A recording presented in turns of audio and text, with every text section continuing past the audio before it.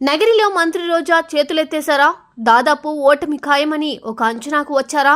అందుకే సైలెంట్ గా ఉన్నారా అంటే అవుననే సమాధానం వినిపిస్తోంది. ఎన్నికల్లో నగరి నుండి గెలిచి హ్యాట్రిక్ కొట్టాలని రోజా భావించారు.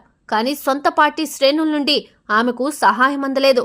పోలింగ్ నాడే ఆమె చేసిన వ్యాఖ్యలు వైరల్ గా మారాయి. తన గెలుపు కంటే ఓటమికి సొంత పార్టీ నేతలు ప్రయత్నాలు చేశారన్నది ఆమె నుండి వచ్చిన ఆరోపణ.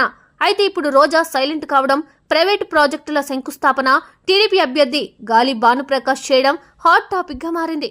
మంత్రి రోజాకు మరోసారి టికెట్ ఇవ్వొద్దని సొంత పార్టీ నేతలే జగన్ను కోరారు. కానీ విభేదాలు సమసిపోతాయని జగన్ భావించారు. రోజాకు టికెట్ కేటాయించారు. అయితే ఆమె అసమ్మతి నేతలతో ఎటువంటి సర్దుబాటు చేసుకోలేదు. వారిని కలుపుకెళ్లే ప్రయత్నం చేయలేదు. ఏం చేసుకుంటారో చేసుకోండి అన్నట్టు వ్యవహరించారు. తీరా పోలింగ్ సమయానికి ఆమెకు తత్వం బోధపడింది. పార్టీ శ్రేణుల నుండి పూర్తిగా సహాయ నిరాకరణ ఎదురైంది. దీంతో పోలింగ్ నాడు మధ్యాహ్నం ఆమె సొంత పార్టీ శ్రేణులపై అసంతృప్తి వ్యక్తం చేశారు.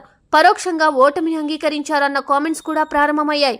మరోవైపు టీడీపీ అభ్యర్థి గాలి భానుప్రకాష్ ఎమ్మెల్యే అయిపోయారన్న రేంజ్లో ప్రచారం ప్రారంభమైంది. ఓ జిమ్ ప్రారంభోత్సవం సందర్భంగా నగరి పట్టణం వ్యాప్తంగా ఫ్లెక్సీలు వెలిశాయి.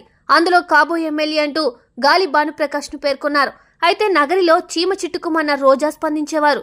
అటువంటిది ఇంకా గెలుపొందకుండానే గాలి భానుప్రకాష్ ను ఎమ్మెల్యేగా పేర్కొనడంపై ఆమె స్పందించలేదు. ఆమెకు ఓడిపోతానన్న సమాచారమైనా ఉండాలి, లేకుంటే ఫలితాలు వచ్చిన తర్వాత చూసుకుందాంలే అన్న నిర్ణయానికి వచ్చైనా ఉండాలి.